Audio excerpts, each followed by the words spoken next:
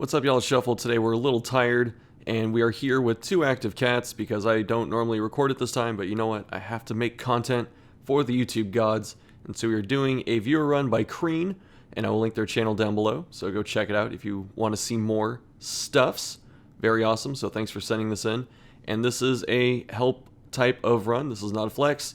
This is going to kill a boss. It is a boss in the cove, so if you are worried about spoilers, then I will put, I guess, like a warning when it is like the boss door so you don't get spoiled, but otherwise we are going to discuss this. And right now, just looking at this team for this mission, it looks like it should succeed.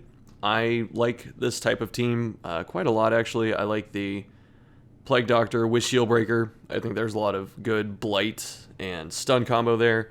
I like Crusader just in general. I also think for some reason he does pretty well with Shieldbreaker for some reason. Like, I always run them together. And Vestal is always just a solid character. So with the provisions, we have 9 holy water. That's quite a lot.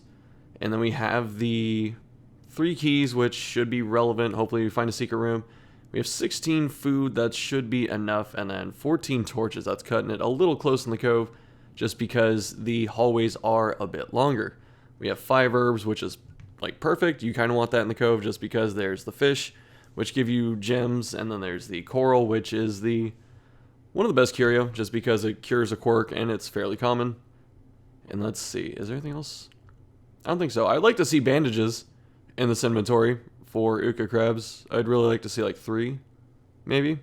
And then if we still haven't finished the Shieldbreaker's mechanic that she has, I'm not going to spoil that either, but if we have not finished that, then we probably need a couple more bandages and then like maybe 2 anti-venoms. But we'll see what happens, and we will get started. 40 scouting, good start.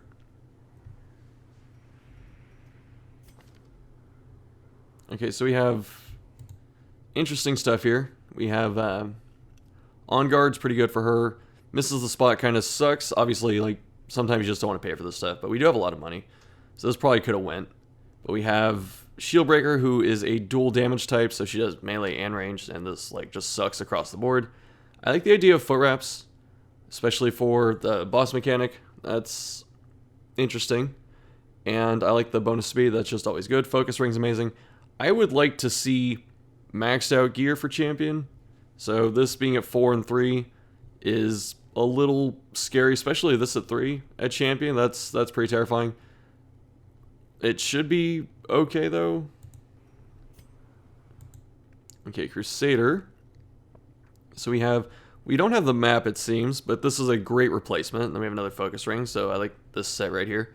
This is probably the best Crusader loadout for most situations. I like it quite a bit myself. We have the good camp skills, so that's awesome. Then we have, okay, so yeah, this is Reynold. So we have Warrior of Light. We have Deadly, which is pretty solid. And these, unless there are bandits, these won't come into play, but it's fine. And we have, okay, so we have level 5 gear. Why couldn't we give Shieldbreaker level 5 gear before we left? We have the money. It's only going to cost you like 8 to 10,000. Ooh, I love this. I love the idea of Quick Vestal, especially with pistol. I never do this, so I'm excited to see how well this does.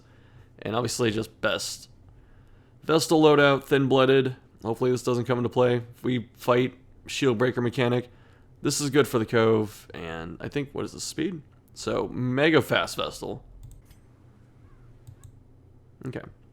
So we have Battlefield Medicine. This probably lets us get away with not taking as many bandages, but it's still a little scary. I like the insurance of bandages.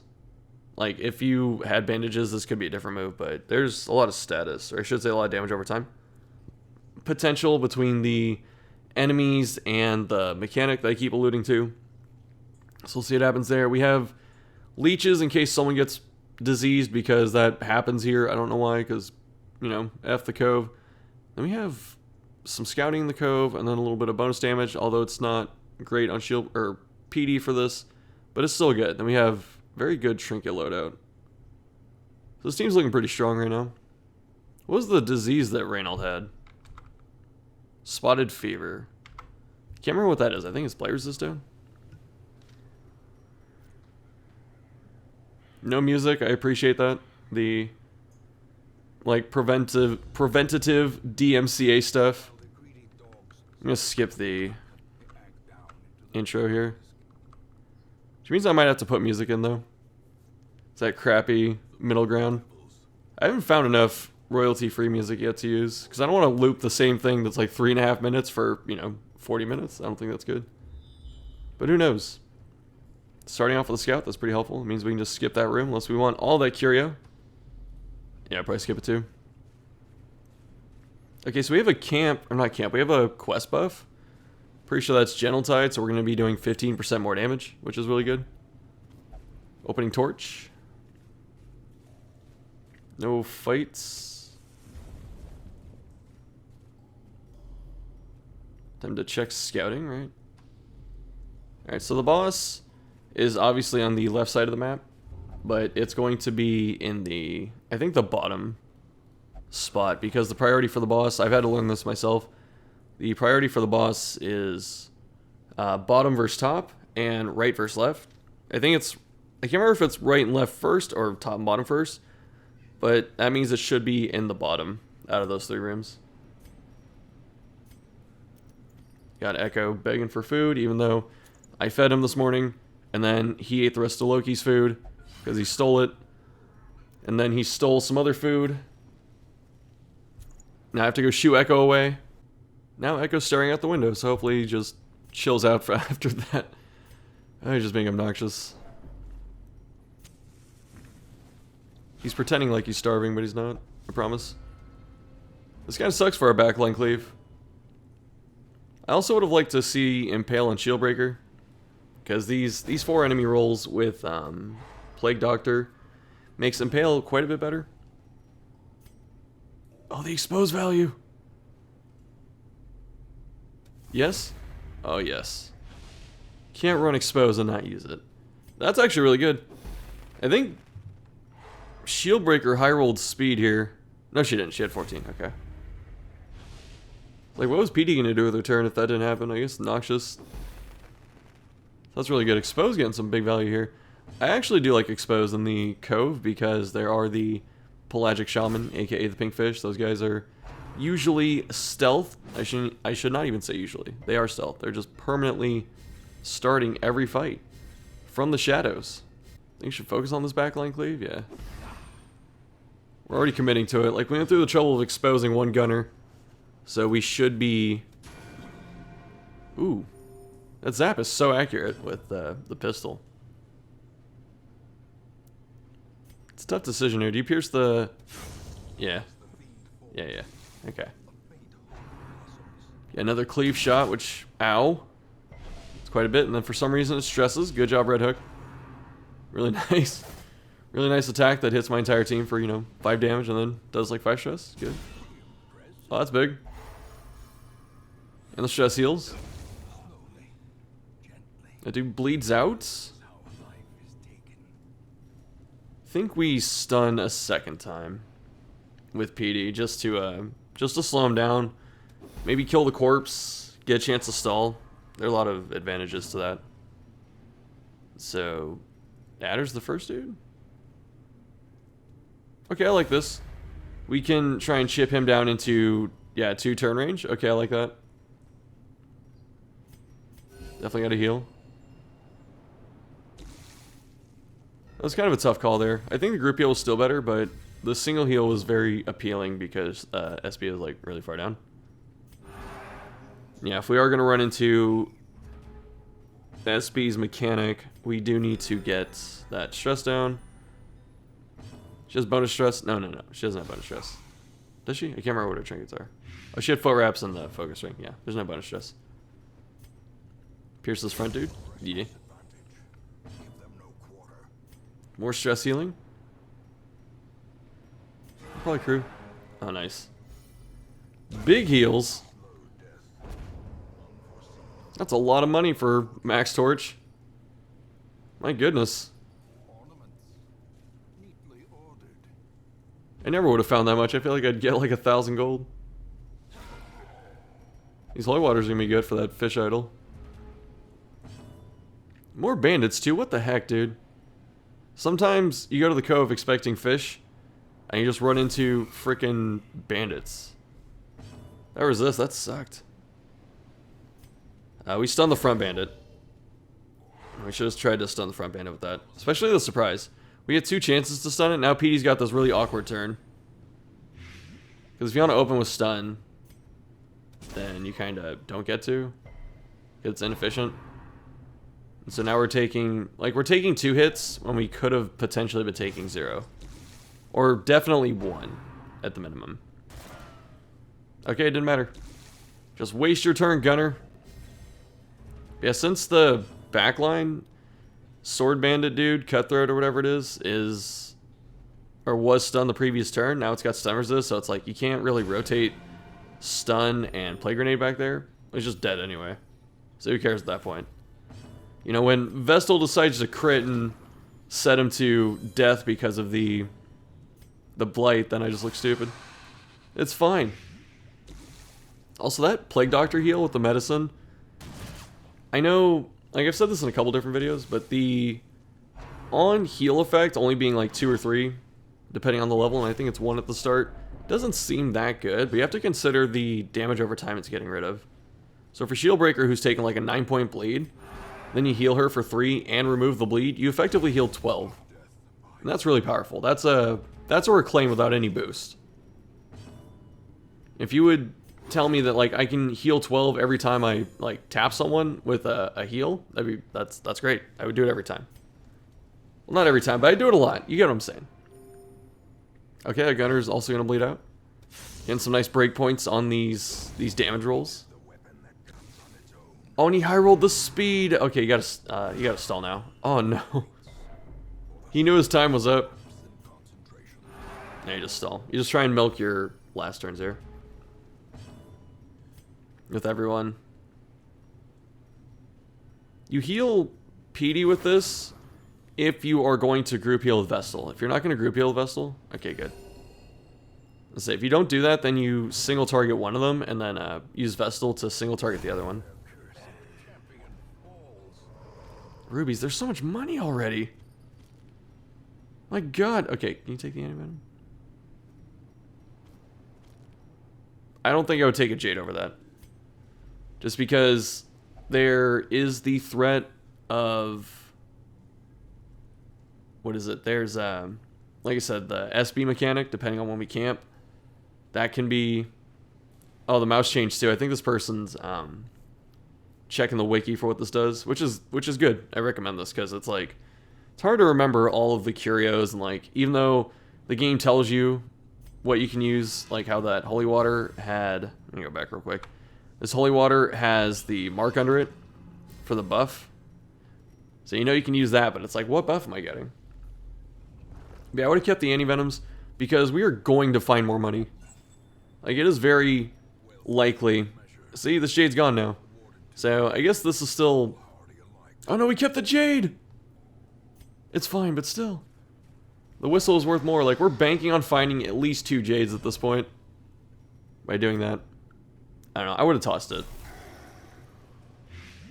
It's kind of a scary roll too for enemies, because sometimes if you low roll against this, if you low roll your first couple hits and then like one resists a stun or something, they're gonna blow up. And they have some pretty moderate stun resist, and that's not fun. Usually want to stun these on turn 2. They're like on hit, okay. I guess that can just happen. Their gargling grab thing does a surprising amount of like stress and stuff. Okay, it's dead though. I'm pretty sure it's dead from the Adder's Kiss damage over time, so that's pretty nice. Blight on the snail, we just have to wait till it dies at this point. Like, we're just waiting for it to bleed out from this poison. Okay, I think it's actually gone.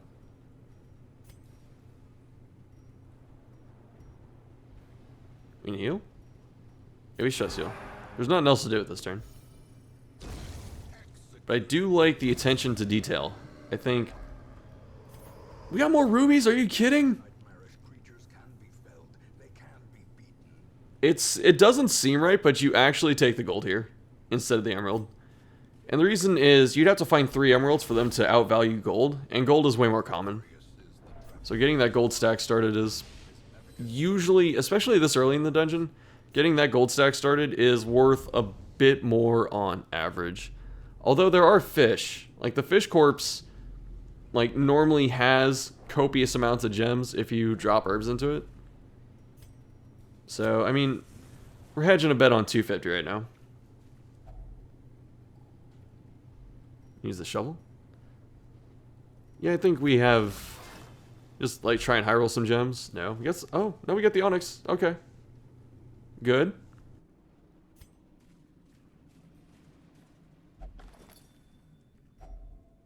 More rubies? Are you kidding me? Okay, so we're at 1,000 gold that we could have had instead of this emerald. That's worth 750. Sorry about that. I had to step away. We are going into this bat's hole. Oh, excuse me, this empty room. Oh, the battle's in the next one. Okay. Actually, not that I had any idea there's a freaking battle there, but you know, I'm just trying to cover myself. Because I sounded stupid. We pop this herb and hope for, like, sapphires and rubies. Because this run's already disgusting on money. There it is. Oh my god, man. Can I get this luck? Okay, so now, this is important. This is a full gold stack that we would have tossed at this point. So we didn't take the 250, we didn't take the 750, that's 1,000, and then this is 1,750. So that's a full gold stack that we are potentially skipping for this, like, sunk value into this emerald. Or these 2 holy waters. You can also get rid of those. Sorry for the start and stop. It is a chaotic morning. Echo is trying to climb into the blinds now. So, I just feel like Gordon Ramsay. Get out, it's raw! Well, discombobulated. What's happening? We got a battle. That's right. That's a lot of stress potential. Freaking gas. Swiffy gas. Squiffy gas. That stun resist is not the business. That stun would have been really nice because that lets PD just use Plague Grenade. And I have this really awkward thing where the ghast is very stun resistant. Not like stun immune, but it's stun resistant.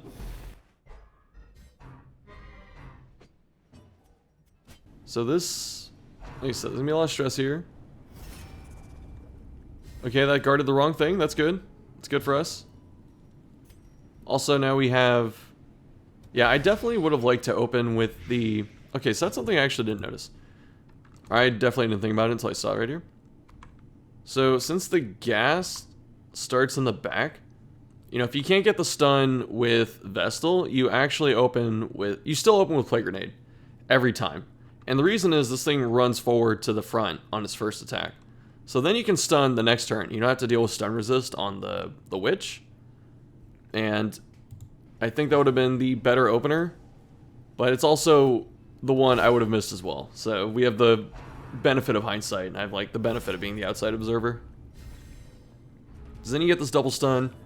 You block that stress, you drop that guard. Not that the grenade's bad here either. It's honestly not. But it's just like, in terms of the pace of turns and stuff like that, it's a bit more efficient. Got dogs. Don't make me pause the video again, dogs, please. Please, dogs. Okay, I'm gonna pause the video. I feel like Agent Smith, dude. Is it over? And it's never over. It never ends. Oh man, SB getting dumpstered by this. This stress, like, stress attack is not good. Because if we want to do mechanic with her, she needs to have very low stress. Oh my god. I'm so upset. So do we just try and finish this dude? It's like a 50-50 if we stab the gas. It's pretty much guaranteed if we tap her. It's actually guaranteed if we hit her. I think we hit the witch. Because you kind of want to high roll that dude. Okay. Yeah, you can just high roll him. That's fine. That's fine.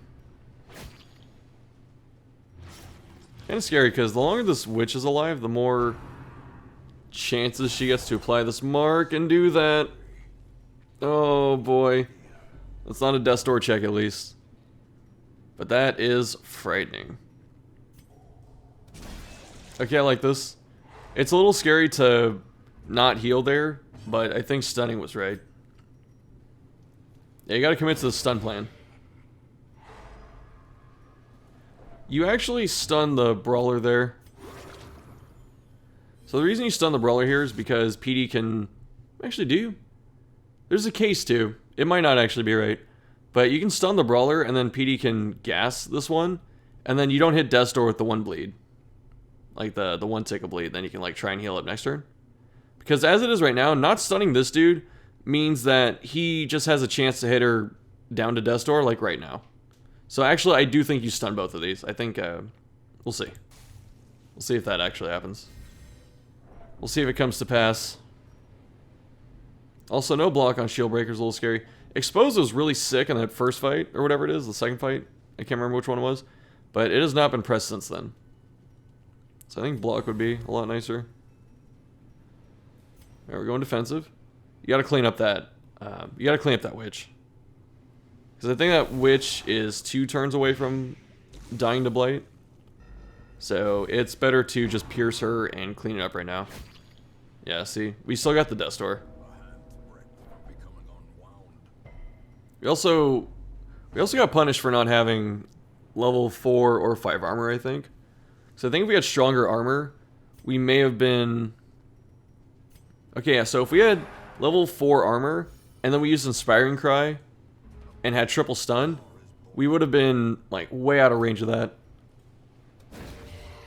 So these gear upgrades are pretty impactful. I say that as someone that lost a Highwayman, like, 2 or 3 days ago, because I had level 4 armor. I did not have level 5 armor, and my Highwayman had 38 life. He got hit for exactly 38 damage and 2 attacks, and then he got killed on the first death blow.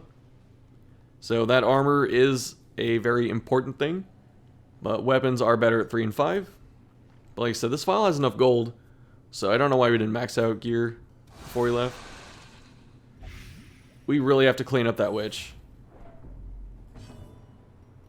Like, she has to get cleaned up now.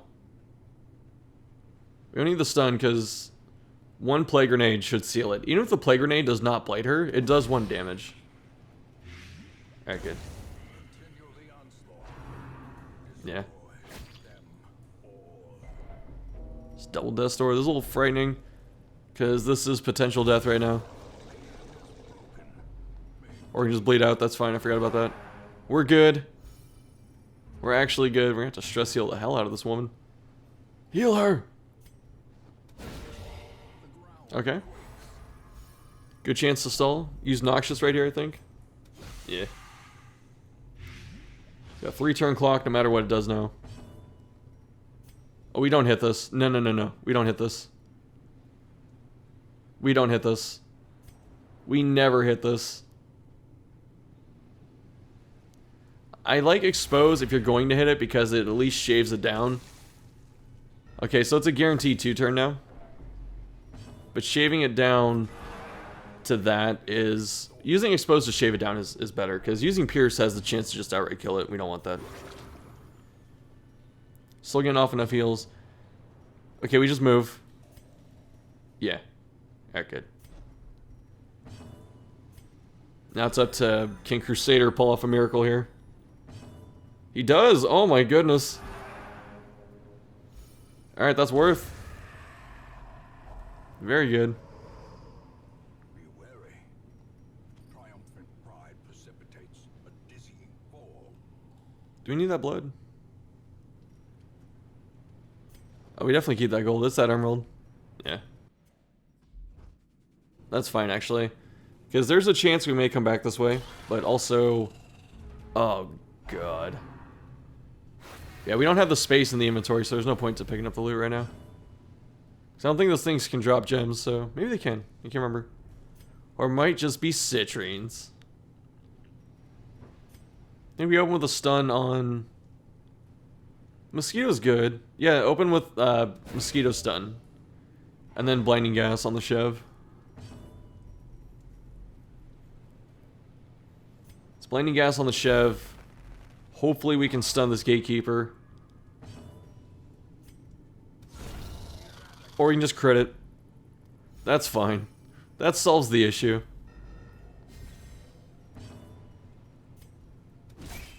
Yeah, we go for damage here. Just trying to end this as quickly as possible. Get rid of these mosquitoes so we don't get cursed, and then we just have to deal with the Chev who hits way too hard on everything. Like, yeah, man, I'll cleave 2 people for 16. It's fine. That accuracy is so good on Vestal. I've never considered using pistol on her, but I'm liking it quite a bit. They're pretty good. We stab. We pierce. More accuracy, higher chance to finish it. Yeah, okay. Better damage range. Better ingredients. I'm not gonna say their whole tagline. I'm so afraid of copyright at this day and age.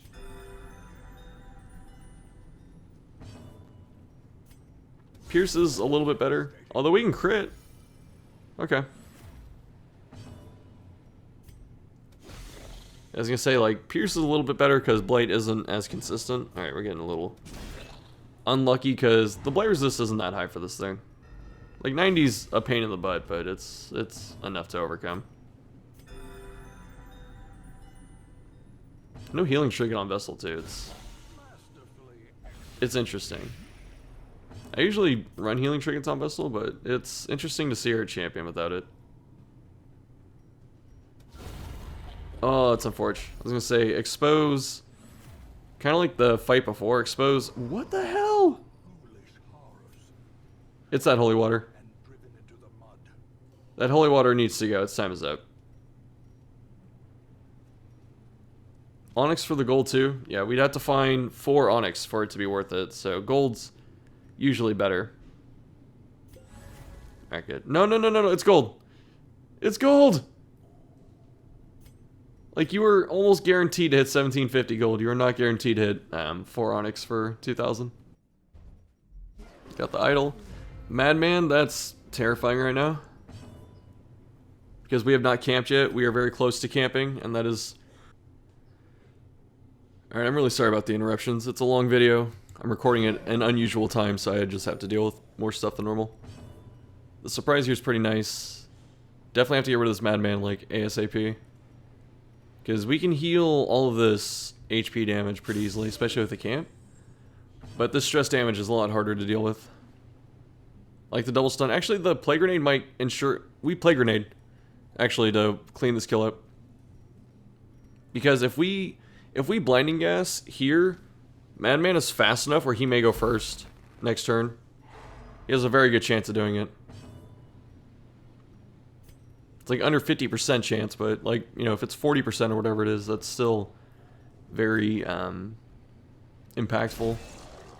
I do like stunning that so he doesn't guard. That's terrifying. That's another reason we should have cleaned up that Madman. Is because not only can he go first next turn, if we botch the stun on the Guardian, he can guard the Madman, and then we're just taking like 2 more stress attacks. Okay, it didn't matter, because PD just went first. That's really good. Because we'd be very close to the same state that we're in now. Had we gone the other way with Plague Doctor. I do like the stun on the Brawler. The Brawler is a little more threatening right now. I don't like spreading this damage out. Because we're going to commit to... I shouldn't say commit to something, but the biggest threat right now is the Grouper in the back. And the second one's the Brawler. So we need to... like, just start getting rid of this Brawler. This Brawler should be, like, dying this turn. Actually, yeah, this turn. Turn 3. It should be going down. We're trying to chew through this 50 HP monster here. And to be fair, we're doing it. Like, we are ripping through him very quickly. He's going to be dead on turn 4. If he doesn't die this turn. But I'd rather deal with Octocestus and him guarding inefficiently because people are dying than deal with the Cultist Brawler just punching people. Yeah, that captivate's pretty good. It's either captivate him or pierce the champion.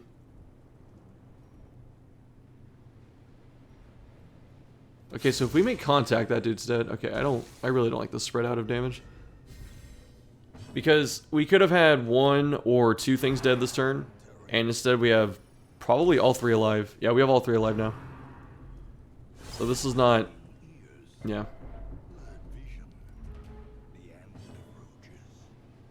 Yeah, these crits on SB too. They get even more scary because she has level 3 gear, or level 3 armor. And that is just outright terrifying. I think we single target. I think the champion's dead. The grouper's very close to dead, so we gotta clean this grouper up. Then we don't really have an answer to killing this brawler besides just hitting it in the face. Like, there's no chance to stall to try and save Crusader high rolls, but it's fine. Yeah, we gotta get that stress down. Yeah, another herb. That's actually a welcome sight. This is a camp. So this is where we camp with the loot window open. So we don't camp off this buff, because I think this gives a buff. Even though we do have the fish idol buff. Alright, they're checking what this does. Is it always a stress heal? I thought it was a buff too, but could be wrong. So the boss is in the bottom.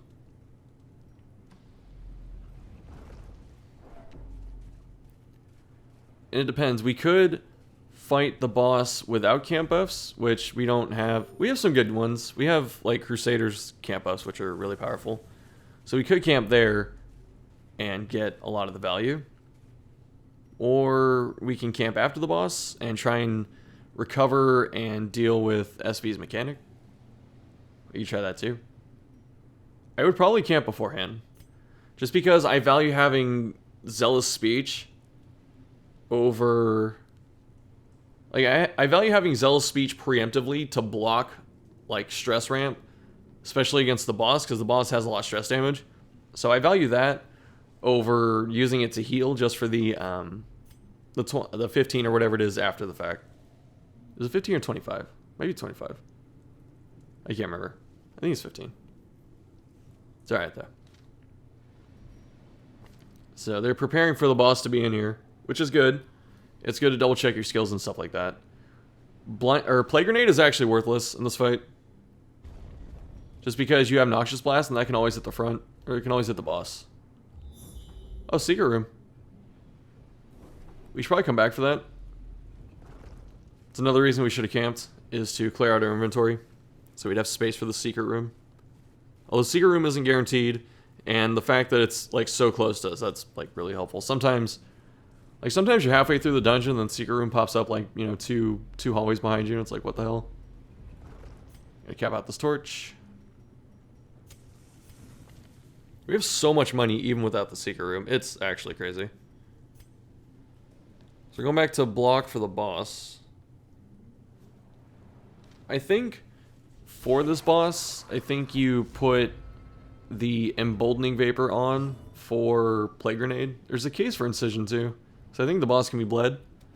But the reason you use Vapors is so if PD gets yanked by the mechanic, she can do something. And that'd be just a great turn to use the Vapors.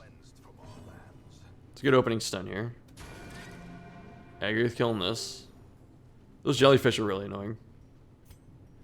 I don't think we stress heal yet. Like, we just go to town on this Uka crab. That's the other thing too. Like, if we camped in the other room, we could have just went like full offense damage, because our stress would have been down. We wouldn't be worried about healing PD at 40 or 40 stress damage. That accuracy is so good. It's been so helpful in clutch. The pistol is so good on her. I'm really impressed.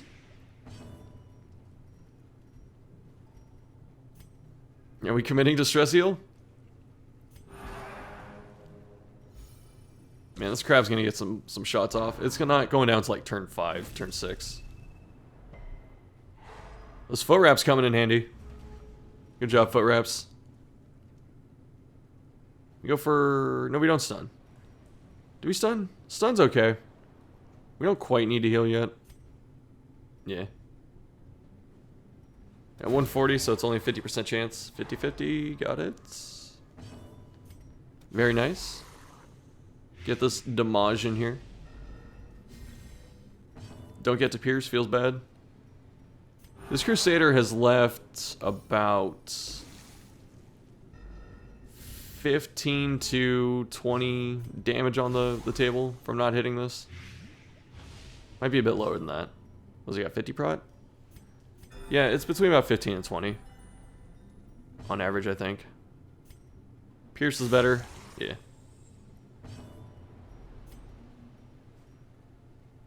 I don't know. We've left some damage on the table, and we've also healed 32 stress at the same time. Okay, dude. Thanks for that 50-point blade. See, okay, this is what I'm saying. If we took one turn, it's got 19 HP. If we took one turn to hit it, actually not one turn, like if we kept hitting it, it probably would be dead right now. This is terrifying. We don't have bandage, but we do have medicine. Okay, and she got to go first. That's very important. So that was a 53-point heal from Battlefield Medicine. Now we get to stress heal. So I guess, even though I would have done it differently, the fight still went pretty well. Like, we're down on stress, we're full on HP, so it's good enough. Probably pitch food. You definitely pitch food. Like, you eat a couple food to top off, and then you throw the rest away. The reason is there's like a cooldown for hunger checks. There's not going to be a hunger check in this hallway. The only way you'll see one is if there's a hunger check on the return. Shovels are an acceptable throw. That's fine. Yeah, there's no hunger check in this hallway, because hunger checks take a room tile, so they can only happen on empty tiles, which means that there are 2 curio left in this hallway, so there are no hunger checks. It's not possible. Which means we can get to the boss safely. And then on the way back, we only have one chance at a hunger check. Or like one tile that it can happen on. And since there's a cooldown between them, even if we feast on camping, we shouldn't see 2 hunger checks in 2 hallways, which means we can get back to that secret room pretty safely. Yeah, Plague Grenade has to go. Looks like they thought about it. They didn't. Adders is really strong in this fight. Holy Lance is pretty strong in this fight. Incision, if she gets pulled. Like, that could have been Vapors. I think Plague Grenade still goes. You definitely get rid of Plague Grenade. Because like I said, you always use Noxious because it's just more damage and it has a secondary effect, which is nice. And it can hit both targets.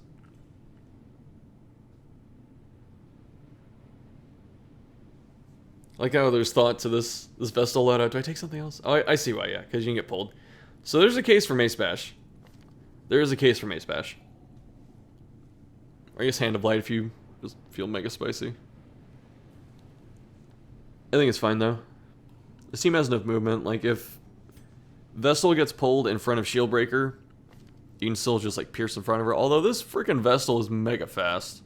I apologize, I've already finished the video. I recorded it once and I decided that I didn't like it because I had too many interruptions from LOL cats and real life. And I decided that I am going to come back and give this video the proper respect and record this at the optimal time so I can actually see everything and discuss it and not have to be distracted and all that. I don't quite remember exactly what happens. I do remember some of the outcomes, but otherwise this should still be worth discussing and looking at, so I apologize. And I hope that this explanation, I guess, suffices for this choice in recording a second time. No Liddy React content. We are checking skills though. I think the Shieldbreaker setup's okay. Kind of a case to use Puncture in case... No, actually no case for Puncture. I think back in the day you could move this boss, or at least move the Anchorman to the back, and then it couldn't do anything. I don't know if you can still do that, but it's kind of funny. We'll have to see here. So Vestal getting pulled is a bit terrifying. We don't want Vestal pulled. But she got yanked. Petey's probably the worst. No, Vestal's pretty bad too.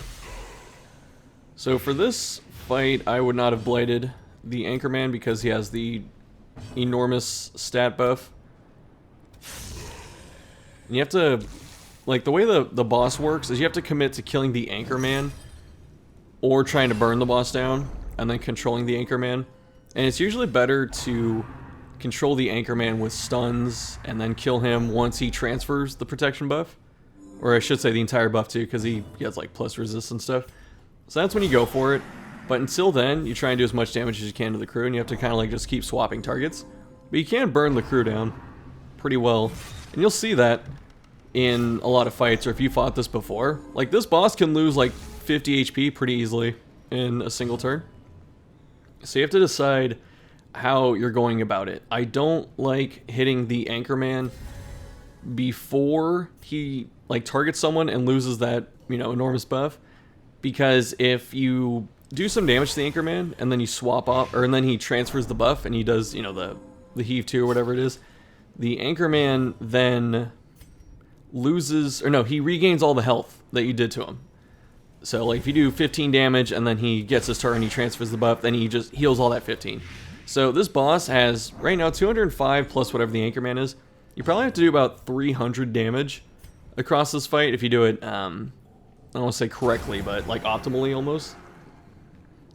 But if you like let the boss get off a lot of heals, or if you don't target properly on like the Anchorman or the boss itself, then you're probably doing close to like 400 or 500. And that's a long fight, and that's a lot of stress to build up on your team. So right here, this is probably a stun,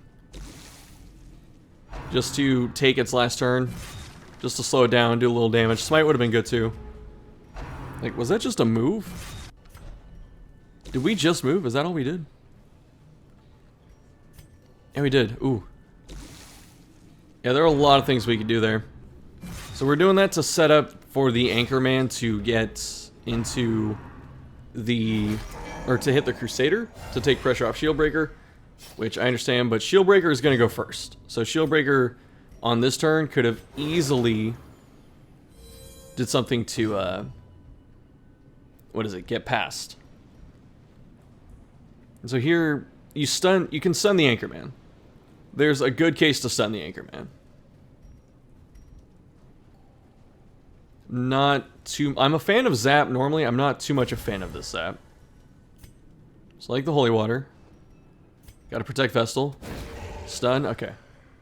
Alright, we're good. Stunning the boss is worth doing too. I would not smite this Anchorman. Because what was that damage range? 7 to 14? It's not a bad hit, honestly. It kind of low rolled, but you know, if you hit for 12, it's not terrible. But the time I would focus the Anchorman is if I could reliably 2-tap it. But stunning it is a very good use of skipping its turn. So instead of having to kill one every single turn, you can kill one every like 3 turns if you have to stun it. Or if you rely on stunning it, I should say. Is this the pull? It is, okay. Got pretty lucky there. Gotta clean this up. It's very hard to stick a blight on this. You can do it. But I would probably, this is where I would zap. Unless it's like not guaranteed. How far away is it? Because I think that zap was 3 to 5. If I remember correctly. So going for single target heal. Single heal's solid. Okay, I like the effectiveness, but this is what I'm talking about with this boss. This boss becomes kind of a trap because okay, it had 4. So the Vestal had like a 66% chance to finish it. But like, if you're gonna commit to doing damage to the Anchorman, you have to commit to killing it.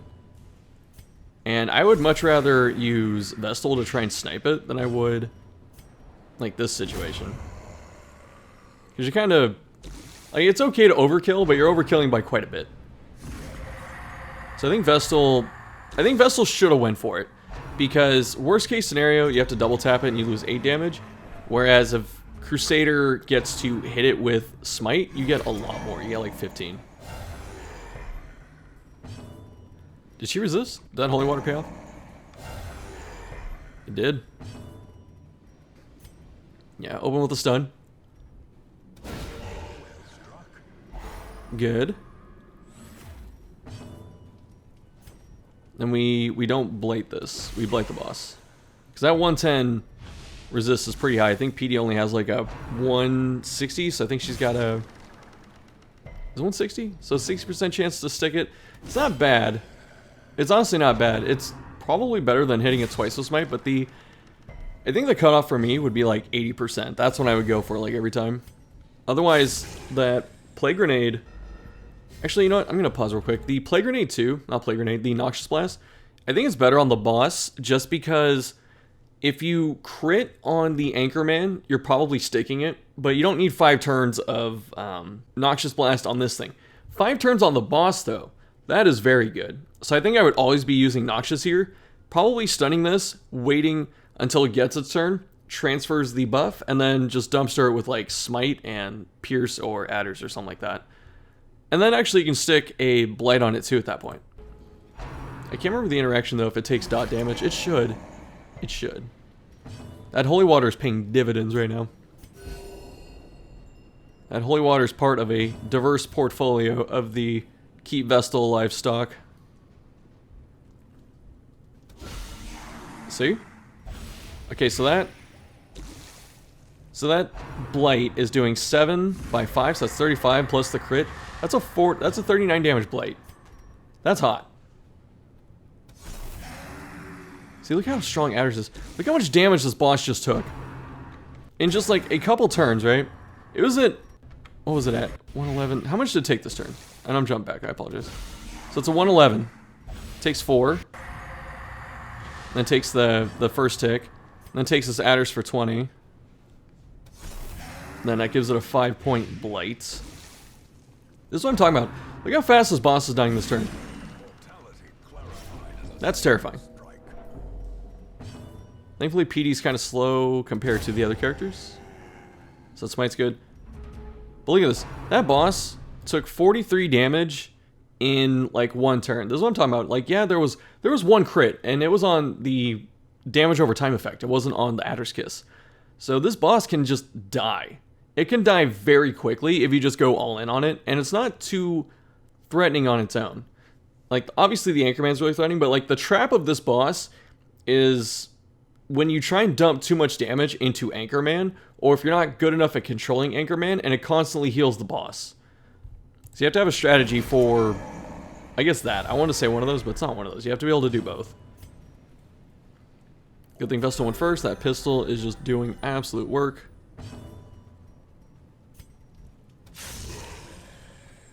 Stabbing that Pierce low roll, that sucks. Holy Waters are good. I'm actually gonna pause real quick. Sorry. I said I didn't want too many interruptions, and I just want to make sure that my recording software was actually going, because for some reason I thought it wasn't. So we're good. I was terrified for about 5 seconds. Look at that though. Last turn, turn 6, it was at 111. And now it is down to 56, and it's gonna take another 7 here. Actually, it's gonna heal this turn, yeah. So we almost got it under 50 from 111 in 1 turn. Like, about a turn and a half. It's fantastic. There's also a case to just let Shieldbreaker sit up there and eat this. Oh, it sucks. Oh no. 92, that was a 3%er. Because of hit cap. There's a case to let Shieldbreaker sit up there and spam Adders every turn, but it's still probably not right. If it was like 30 HP, I'd probably go for it. This is tough. You have 2 turns coming up on the boss. You kind of have to heal PD. Because if there's a boarding clutch, and she bleeds, and she hits Death's Door, there's a good chance she dies. I shouldn't say a good chance, but there's a notable chance. These low rolls are not helping. So we had low roll, miss. What was the resist? 65. This is unfortunate.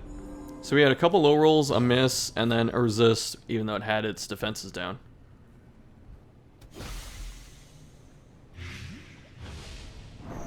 See, I don't know if we blight there, just because it's got the buff transferred to it.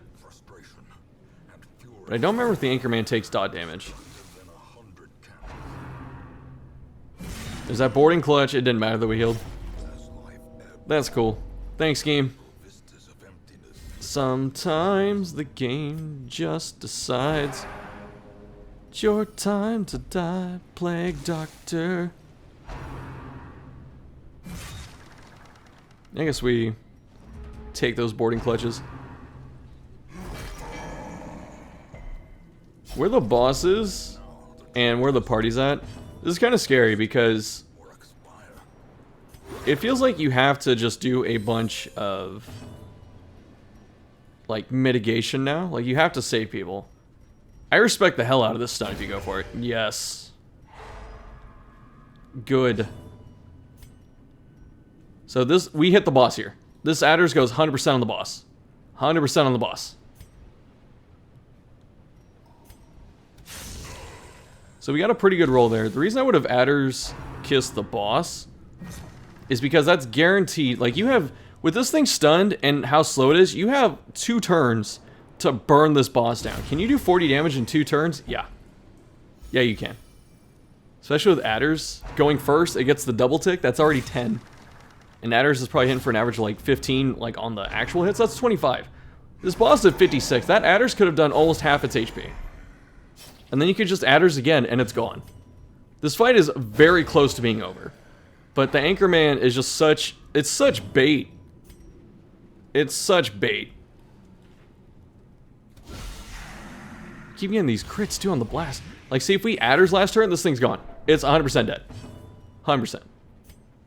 We adders it this turn, too. Okay, 21. Look at that. It's just dead. It's just dead. We could have had this last turn. It could have been dying right now. It's dead anyway. Look at this damage. The boss just goes down so fast, you just have to believe. In the immortal words of Parappa the Rappa.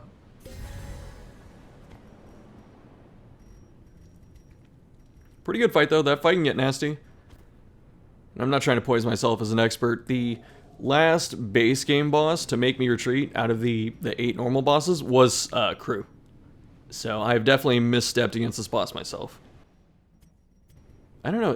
It's weird. This boss feels like not threatening, and then it's like deceptively threatening. And then sometimes it can also feel like super easy. It's weird. I guess that applies to all bosses, though. So we get to camp and hit the secret rooms. That's gonna be pretty good. Kind of sucks that we couldn't keep Shieldbreaker's stress down. Might have been a case to camp first because Zell's Speech would have shaved off a lot of that. If we were able to camp beforehand and use Zell's Speech and maybe a pep talk if we had one, that Shieldbreaker would be at like 60 stress. Maybe a little more. I think she's at 110, maybe like 115. How much would that have taken off? That would have been 15%. So she would have been... Oh, she's a 102. Man. That Zealous definitely would have kept her low. Okay, camp first, that's fine. Okay, so that's the bark, so we're getting snakes. Pretty good value on Sanctuary. Like, we don't have to worry about the nighttime ambush, but that is big Sank value. Oh, and Shieldbreaker rejected it, that's right. No. I remember this part. I'm gonna wait. I'm not gonna spoil. So we have one solid camp skill. 3 points is a decent one. Prey's okay. It's not as helpful for Shieldbreaker. Stand Tall is definitely the one hit. But you have PD and Shieldbreaker, so who gets Stand Tall? That's the big question. I would give it to Shieldbreaker. But we don't give it to Shieldbreaker. The reason I would give it to Shieldbreaker is just to get rid of that very obnoxious Death Door debuff. Because she's your damage dealer. Or like your prime damage dealer. She's also the focus of this fight. So her... I don't think we fixed our team either, because I think Shieldbreaker's supposed to be up front. Which means we don't get to open with cool skills. Okay, we need a Puncture for this fight too. Puncture is very good in this encounter. Especially, or it's specifically for the Rattler Snake.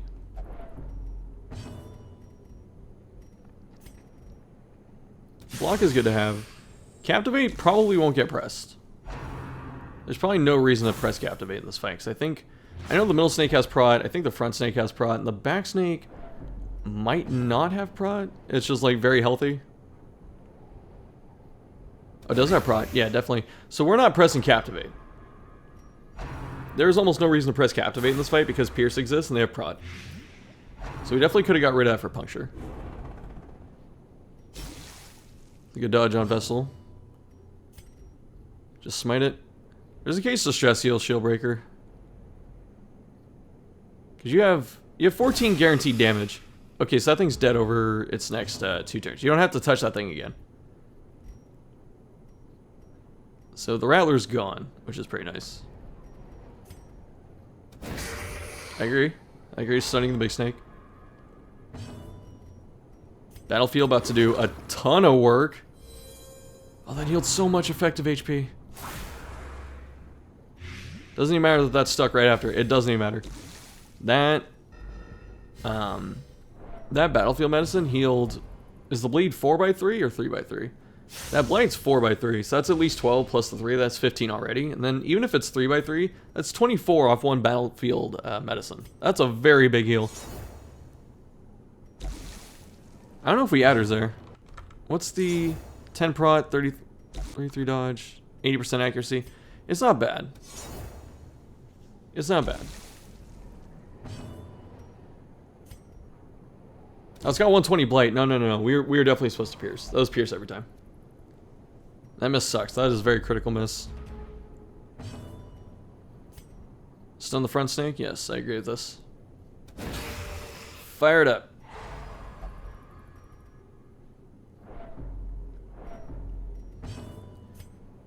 That stress is creeping up very quickly. So if we pierced last turn... Actually, was it still the same 80? It should have been, right? The same 80% chance to hit? Yeah, it was. Okay. So let's assume we missed just the first time. It doesn't matter what we use. We always miss that. So the pierce is good. That's frightening. So you have to... That's a 50-50. If it sticks, it's a 50-50 to kill it. That's pretty risky. So we do this and we smite this fool. Okay, good.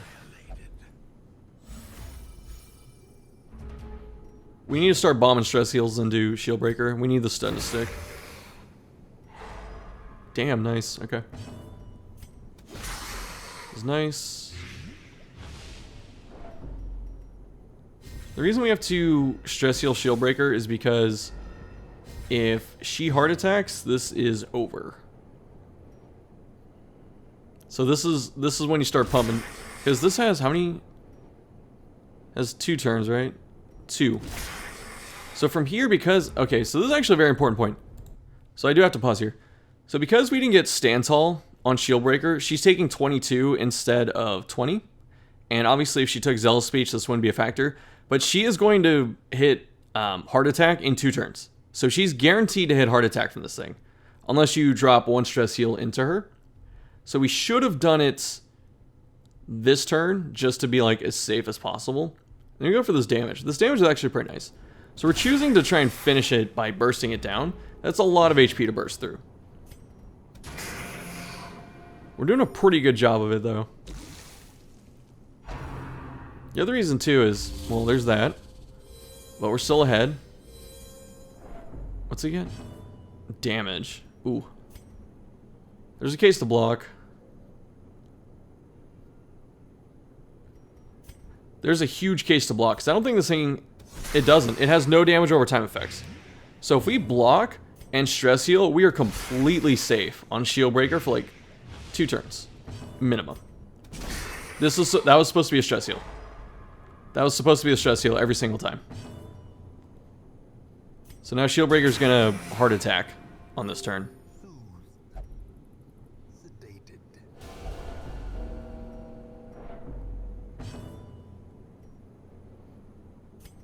We have to finish the fight now.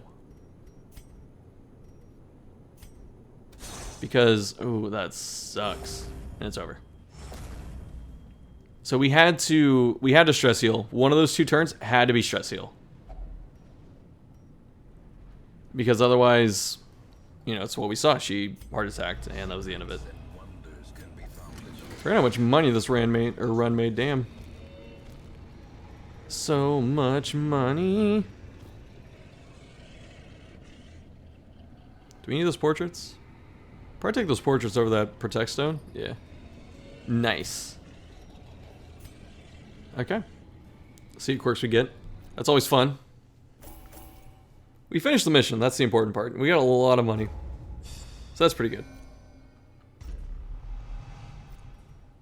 Okay. Kind of crappy quirks. Move the mouse off screen. So I want to say thank you again to Kreen for sending this in. I will link their channel down below. Go say hi, check them out, all that good stuff. And really, really good run. Honestly, outside of some of the stuff I talked about, and that no stress heal at the end was obviously very critical. But if you want to send your own runs, join Discord, send them to me. I even made a little channel called Post Your Run, so you can just drop them in there and tag me. But I prefer like a DM because DMs are easier for me to keep track of. And next, I have a couple more of these to do. I'm starting to lose track of them because, I don't know, just timing and all that crap. But I'm already getting into ramble territory, so I will end this video. So thanks for watching. Next time, more stuff. I think we're going to have some guides in the works. I don't quite know exactly what's coming up. And obviously more viewer runs. And I thank everyone for sending these in because they're a lot of fun. And the viewers, like the viewers that don't send them in, so like the normal viewers that just comment and stuff like that, they seem to be enjoying them as well. And it's awesome. It's a great learning experience for everyone. Thank you very much for watching, and I'll see you later.